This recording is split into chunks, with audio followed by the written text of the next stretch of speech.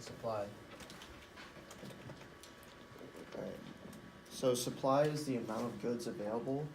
Producers decide how much they want to supply using the law of supply.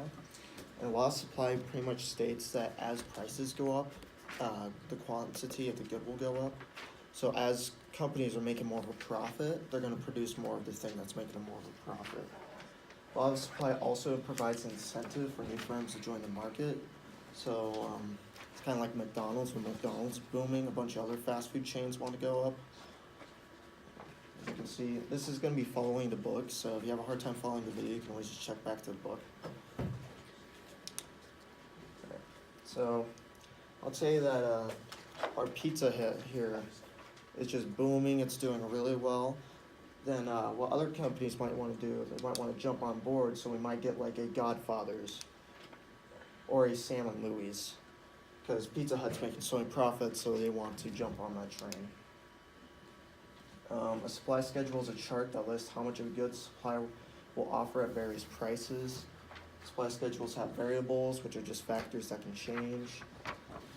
Supply schedules list the supply for a very specific set of variables. The other variables shown on the graph as typo are assumed to be constant.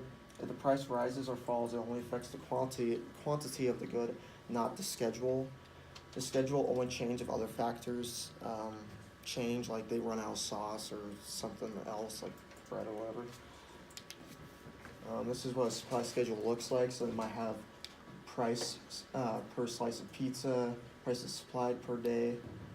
They might adjust that based on like how much money they're making. So say like they also might change what they produce too if they're not making enough money off of things. So say Pizza Hut's not making enough money off of pizza, so they'll probably go to pasta or salad because they're not making enough money off just the pizza alone. Market supply schedule is like a supply schedule, but just the only difference is it shows like all of the firms, so it show like Godfathers or whatever that'd be competing with them. It's pretty much the exact same. It just shows everyone else. The supply curve is a graph of the quantity supplied of a good. Supply curves reflect a supply schedule, so they're based off of that. Supply curves shows the quantity supplied, not the demand. So that's the difference. It doesn't show the demand. It only shows like the supply. Market supply curve is pretty much the same thing, but it's like the market supply schedule. It just shows everybody in the market. A supply elasticity. Elasticity. I can't even say the word. Of supply is a measure of the way quantity supply reacts to a change in price. Economics. Oh my god. Use the labels elastic, inelastic, and unitary. Elastic when they refer to elasticity of supply. When supply is very sensitive to changes in price, it is considered elastic. When supply is not very responsive to changes in price, it is considered inelastic. When the percentage of price change is equal to the percentage of quantity supplied, it is considered unitary elastic. Supply becomes more or less elastic over time. Alright, so these are the words that come straight from the book on 5.1 that you need to write down your list. What you need to know for the quiz that we have is what supply is, what the law of supply is, how law of supply affects other firms, the relationship between price and quantity, what supply schedule is, difference between supply schedule and market supply schedule, what supply curve is, the difference between supply curve and market supply curve, and what elasticity of supply is. The quiz is multiple choice with 9 questions. It's worth 18 points, I believe. I might change that later, who knows. And there's going to be 1 bonus. And the bonus, I'll just say right now, it's like what's featured on the supply graphs. So that's like the graph with like the curve on it.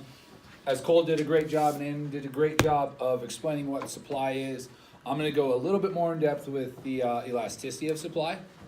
So just like in demand, goods are highly elastic or they're highly inelastic, okay? So a supply schedule is going to be much different as a demand schedule. As the price increases, the quantity demanded decreases. Well, in this one, as price actually increases, all right, the supply, so we're doing quantity supplied, is actually gonna go right with it, all right? So as price rises, supply increases, as Cole said. Mainly this is due for profit, right? If we can see an opportunity, many buyers and sellers will enter a market that's highly desirable, all right? It's just for profit, all right? Now, on our curve, so as the demand went sloping downward, a supply curve is going to increase, okay? With price being at the top here, all right? And then quantity demanded being there as well. Because if we see an opportunity, just like a fad would be, all right? Many people try to jump into those industries for that short period of time so that they can ride that wave.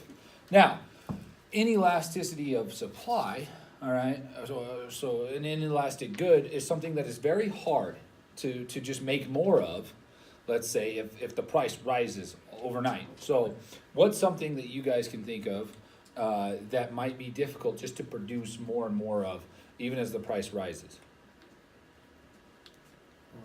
Ours. Cars, okay? Things that take a lot of time to create. I believe on your test one will be like a cargo ship, right? Very desirable if you had your own cargo ship. Again, the demand would be very high, but remember in demand section was the ability to pay for it as well. Desire to own something is great, because again, we'd all have like those luxuries, but it takes a lot of time and energy and materials to make certain goods, right? So those certain goods are going to be inelastic, right?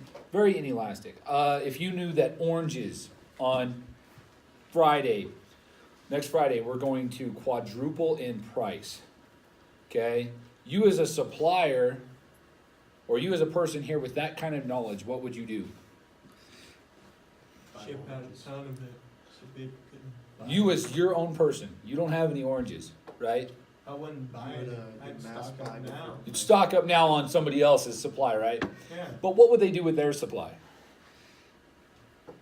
They're trying to increase their supply. Yeah, so they would hold back. So you would have no oranges at the store right now, all right?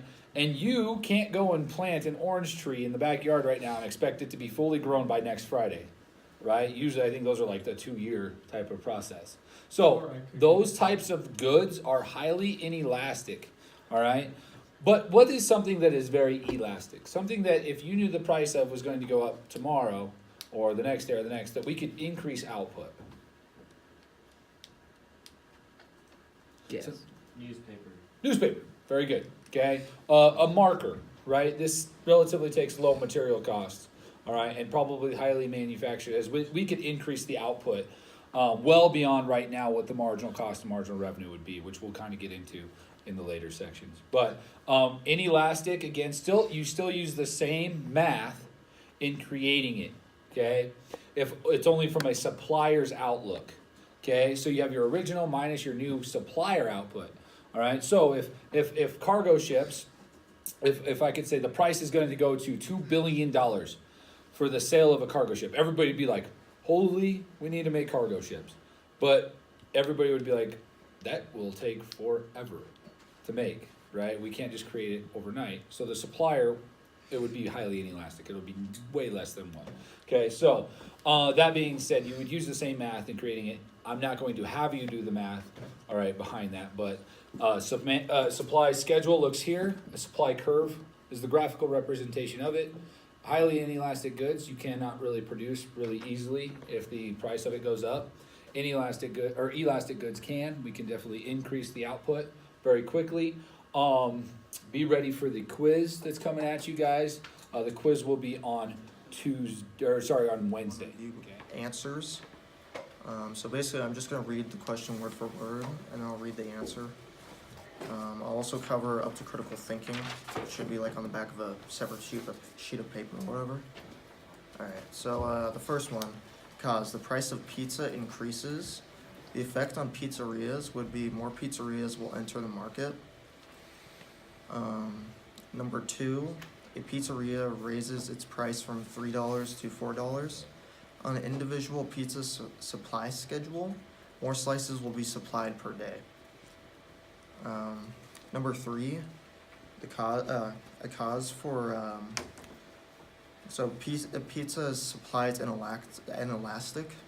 The effect would be on market supply curve, prices will remain the same as on a single pizzeria's supply curve. Number 4, the law of supply, the blank, and the effect of the law of supply is on the supply curve, the curve always rises from left to right. Number 5, a supplier such as an orange grower has a long time to respond to a price change. On supply, the supply of oranges is inelastic.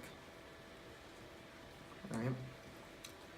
Then reviewing key terms. Number 6, price and quantity supplied are variables on a supply schedule. That is true. Number 7, a supply curve shows price and quantity in a table. That is true. Number 8, elasticity of supply states that the output of a good increases. Alright, so number 8, the elasticity of supply states that the output of a good increases as the price of the good increases. That's false. That is the law of supply that states that. Number 9, to create a market supply schedule, an e-commerce needs to know the total output of all suppliers in a given market. That is true. And I believe that's it for like the review packet. So now we're gonna go on to the ones in the book. 5.1 questions in the book. There's only 5 of them.